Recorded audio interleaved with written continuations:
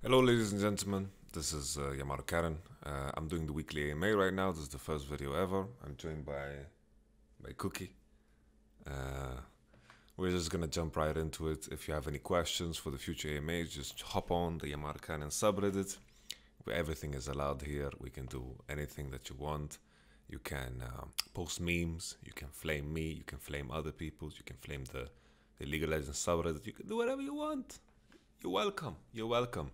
Right now we don't have much rules besides don't be a dick, and we'll just see how it pans out. If you guys have any suggestions for future videos of mine, future AMA videos of mine, then please give me suggestions, because I'm gonna need them. All right, let's jump into the motherfucking questions.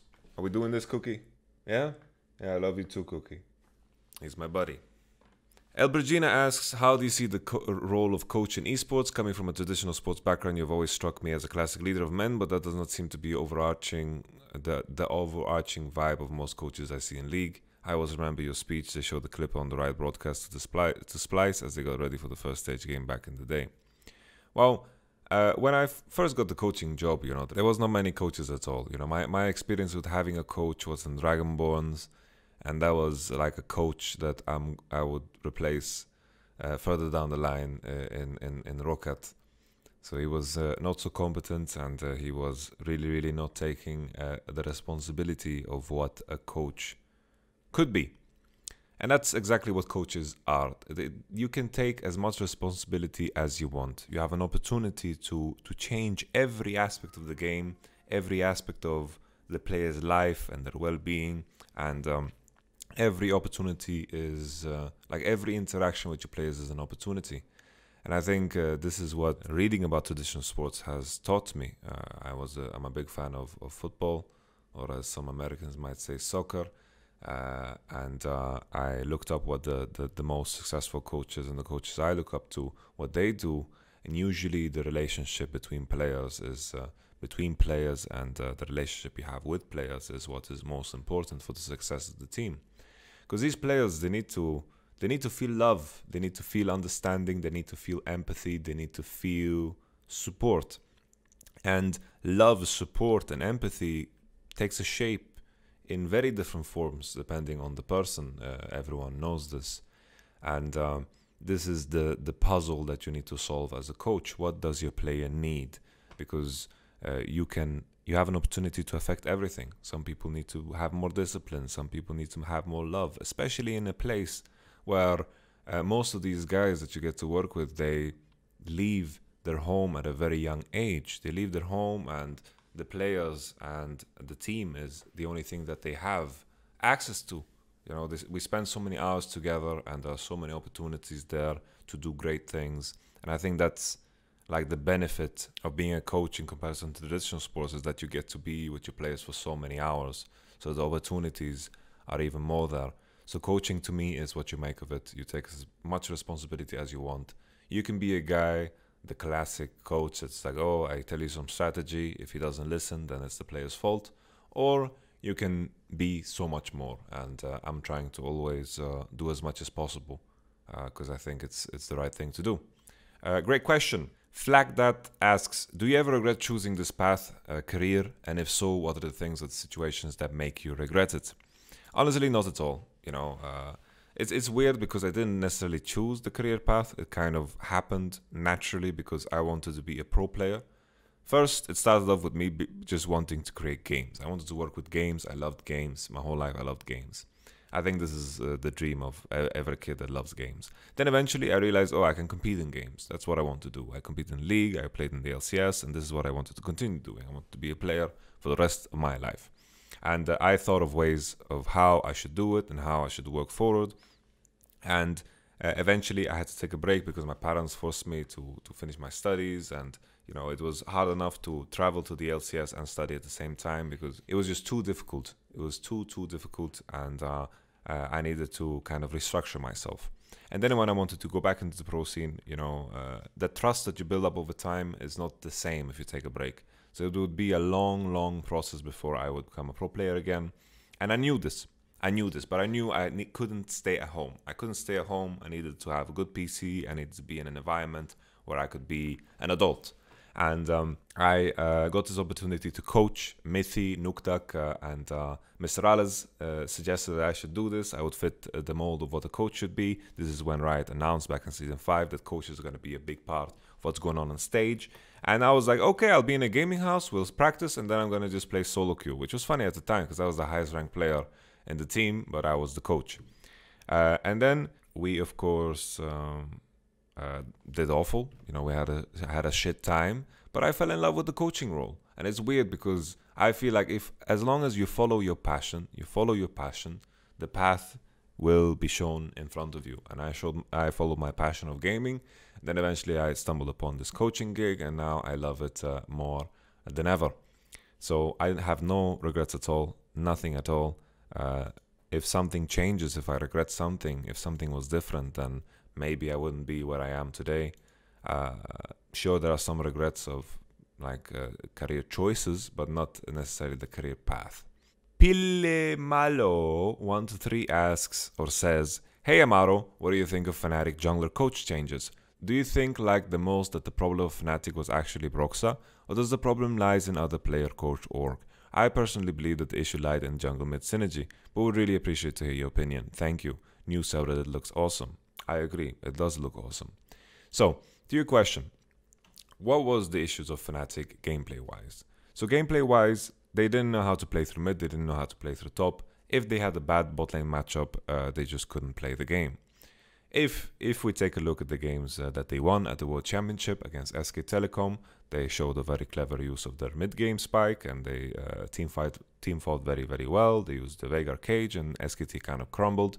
Against RNG, better bot lane matchup wins, and because there was the Ezreal Lulu debacle, which is kind of a meme. And then against FPX, the only game that they won was when they had a better bot lane matchup. In the other games, FPX made sure they drafted Varus Tam Kench, they banned the Gragas, they banned the GP, the recipe of Fnatic. What they could do was just broken. So I think, you know, most of the time, if you have a team that is this one-dimensional, it's usually because they've been forced to go back to what works. Reckless and Hylissang are fantastic players, and Broxah playing together with them worked most of the time when they had a better ball in matchup. They worked against the best teams in the world. They worked against FPX, right? They won one game, which G2 couldn't do. And with that being said, you know, the issue of why you couldn't play mid jungle or top jungle, it's hard to define from an outside. As long as no players have talked about it openly, it's super, super difficult to say this is the problem, this player is the problem, this is the issue. Because many times when you want to have a team, when you have a team and you are staring down the barrel of playoffs, you have to go back to what you rely on. That always works. You have to go back to the recipe that always works. And that was, you know, we're playing through bottom, we're playing through bottom, we're playing through bottom. And then you reach a point where you're at the World Championship and you have to accept the issues you have and the strengths that you have. And you have to play for them. It's not a time to make drastic changes in how you play or drastic improvements in how you play. You have to stick to them. And this is something that Fnatic had to do. If you want to point fingers, I don't think it's right to point fingers. Because I think, you know, what this roster accomplished was what they were supposed to accomplish. I think they've peaked out. It was a time to make a change for everyone. And I think all the changes that have been made, both for Fnatic and for Broxah, have been super beneficial. I think Broxah can reinvent himself over in Team Liquid. Team Liquid can reinvent themselves together with him, or they can go back to the same old style of playing through bottom. Maybe the mid-jungle duo is going to be a menace now from Team Liquid, which was an issue in the past. Xmithy was also doing the thing where he was playing through bottom. So kind of, in a sense, it feels like it's a good match where Team Liquid can still keep their old strengths and maybe branch out to different strengths. And this is the same way for Broxah, because there was a time, you know, where Broxah, for example, the last year's World Championship, he was crazy good. He played super, super well, and I think there is a world where that might come back, you know.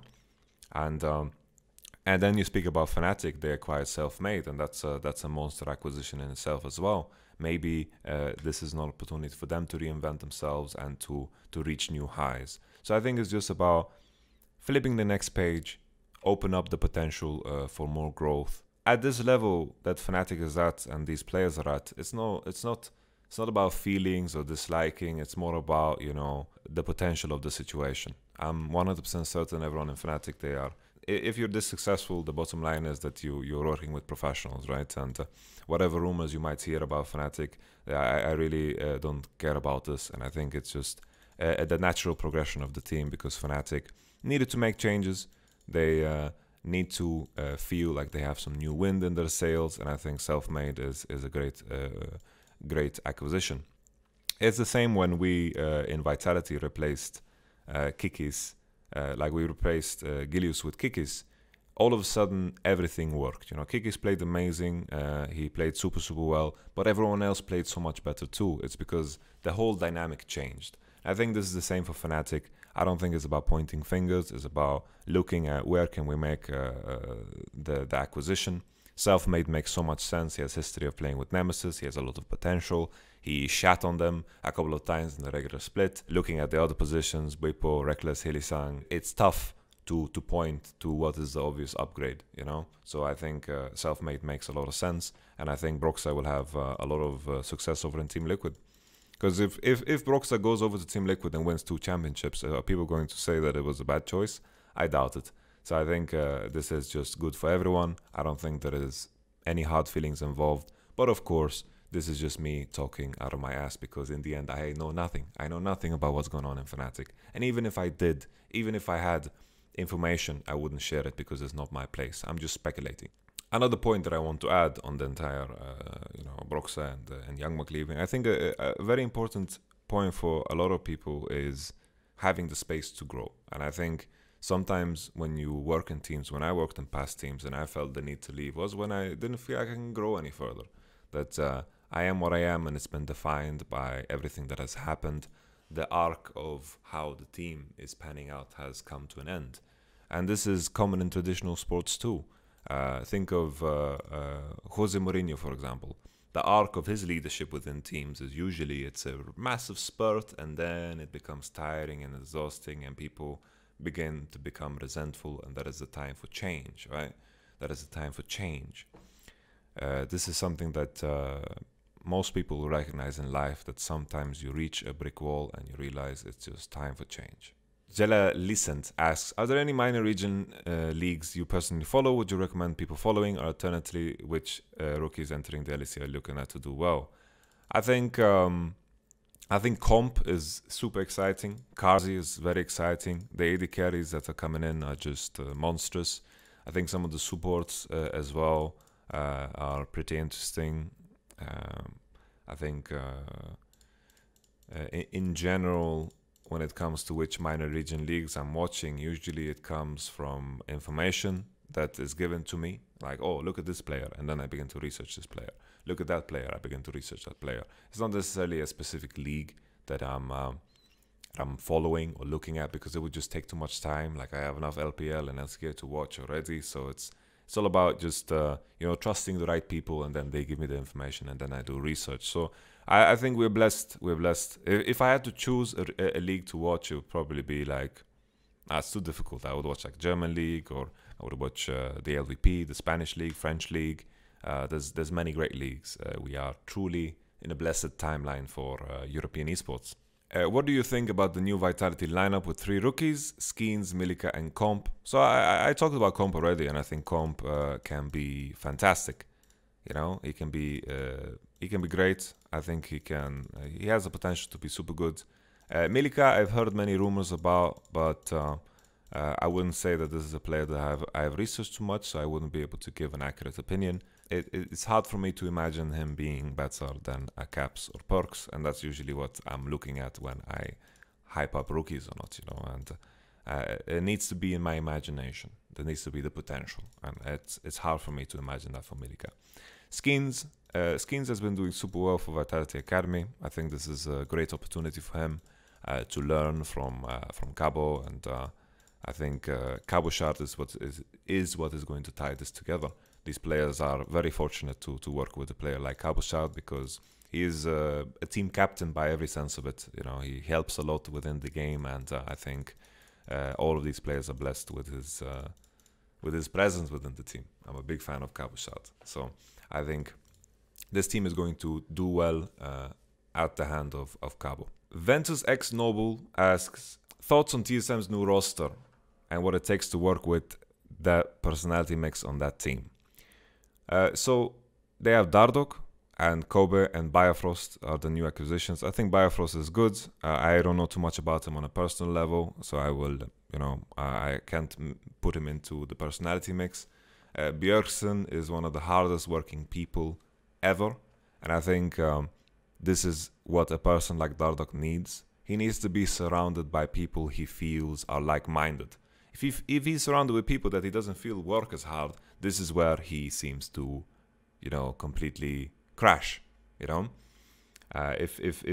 Dardoch, looking at the breaking point, if I was Dardoch and I was working with, what Locodoco was portrayed at the time, I would also go insane. And this is not to put any negative side onto Locodoco. It is kind of hard when your entire work life gets put into this documentary, and it's made for dramatic purposes. So this is just based off of what we saw. And I think anyone that gets put in such a position is already from the get-go in a very unfair position, both for Dardoch and Locodoco. So I think this is an opportunity for Dardoch to truly, reach his potential, because the potential was there. The talk about how good he could be was always there, and I think this is a good mixture of players. Kobe doesn't argue too much, is not confrontational, just wants to improve, just wants to get better, and he's an amazing player for any team to have, because honestly, he's a fantastic player. He keeps improving. He hasn't reached his peak, and I think this is definitely a time for him to shine. He plays with Bifrost. I'm not sure how that's going to work out, but I think Kobe, is a fantastic player that is not going to cause any issues. And I think this mixture can definitely be a team that can beat Team Liquid. And I have faith in Dardoch. I can be honest about something, is I was very curious about bringing Dardoch to Europe at a point in time when I was looking at junglers. I don't remember exactly when it was, maybe 2-3 years ago. I'm not sure exactly when, but I was curious about this because my impression of him was that he is a player that definitely excels in an environment that is disciplined and an environment where everyone is craving something just as much as he does. And TSM is a team that, regardless of what memes you want to make about them, they're a team that have a history of winning if you look at the short lifespan of League of Legends esports, which is only 10 years. So I think it is a good fit. I'm excited to watch what TSM is going to bring to the table. I think it's definitely a roster that could potentially beat Team Liquid. I think Kobe is just a monster acquisition, getting Kobe after such a World Championship performance and, dragging Splyce to victory in many games together with Xerxes. It is a phenomenal acquisition, and I think Bjergsen is still a monster of a player. The last question now. K9TN, you've been recently a part of Oshtekk Warriors' journey in the Nexus tournament held in the Middle East and North African region. My question is, what's your opinion on Gaaloul and Dean, since you've worked with them and the level of players in the tournament overall? Honestly, like, Gaaloul and Dean just won a Tunisian tournament, so they are monsters, they are monsters. I have to say, though, that Gaaloul is truly something special. I think his story of how he reached to the point where he is now is definitely a story that belongs in books. And I think he definitely has a great future ahead of him, and Dean as well. If he gives up studying and he commits all the way, maybe there's room for him. But it's all about aspirations here, and I know that Gaaloul has aspirations to become an LEC player and wants to compete against the best of the best, and I truly believe that he is capable. Thinking about the tournament overall, the tournament was amazing. The tournament was beautiful. I think there was a lot of missteps in terms of what they could have done in order to promote the event, because there was a lot of money involved in this event, and they brought in the wrong influencers, like YouTubers that have nothing to do with League. They didn't give a shit about this tournament, and I think that was a big mistake, because there were no eyes on this tournament. Jason Derulo performed at this freaking tournament, and no one really gave a shit about this tournament. There was no Reddit post, there was no nothing. The finals went to 5 games. It was an intense finals between EGZ and Nasser, filled with players that have the potential to do amazing things. EGZ versus Nasser, the finals was absolutely crazy. It was amazing to watch. I got to be a part of Nasser's journey, and it ended in a game 5 with EGZ's AD carry Mimic jumping into the backline and assassinating the enemy AD carry, because that was the move that needed to be done to win the game. You know, it was unbelievably close. So everything was there, you know, the stage, the money, the performance, the players, everything was there to make this a very, very significant tournament worldwide. But the execution, the organization, the promotion, everything was bad. And this is not to blame anyone specific, because everyone that we worked close at hand were phenomenal. All the referees, all the people that we worked with and interacted with were phenomenal. But then there was like days like the first day, we were supposed to meet at 11 to go catch a bus. We had to wait for 4 hours in a hotel lobby, and then afterwards we didn't have our credentials to enter the venue. We had to wait for like 6 more hours. So we were just 11 hours without food, and we just did nothing for the entire time. We had a schedule that just I could use as toilet paper because it didn't mean shit. And I think the undertaking of an event this size as your first big event was just a mistake, I feel. You know, they did it in a very short amount of time, and that comes with a lot of issues. I think they could have promoted it much better, organized it much better, because all the potential was there. The money is there, the teams were there, the players were there. Everything that is hard to come by to make a beautiful product was there. So with that being said, you know, the MENA region is just coming up, and I'm very fortunate that I had the opportunity to work with Wiki, Dean, Dagbuz, Sanji, and of course Ali, Gaaloul, and it was an amazing time. I learned a lot, and you know what's crazy about these players, they all come from really rough backgrounds, because Arabic culture is kind of against gaming. You need to become a doctor or an engineer, and also the ping is shit. So the players that got to that point to play at the highest level in this tournament, they've gone through some serious shit to get to that point, you know. Working with Oshtekk, you know, with my boys, every day there was some new personal issue that everyone had to deal with, and it is definitely like a struggle, you know. And when these guys with such a mentality, work ethic, and passion for something get to play with the right conditions, good ping, good performing PCs, this was an issue, you know. We have shitty mics, shitty PCs, shitty internet, everything was shitty, and the players have gone through it, you know. If they get the right resources, then they would really take over, you know. So I'm excited to watch how the Arabic region will develop. That settles it. If you have any questions, post it in the weekly AMA. If I missed your question, please post it again. I'll get to it. If you like any specific question, please upvote it. I'll catch you guys on the next one. I can't answer every question. I actually tried doing it, and I just talked for 3 hours straight, and it didn't make much sense, because this is supposed to be weekly, and I would run out of content way too fast, and you guys wouldn't want to listen to me talk for so long anyway. So thank you so much for watching. Please, suggestions, questions in the thread. Bye bye.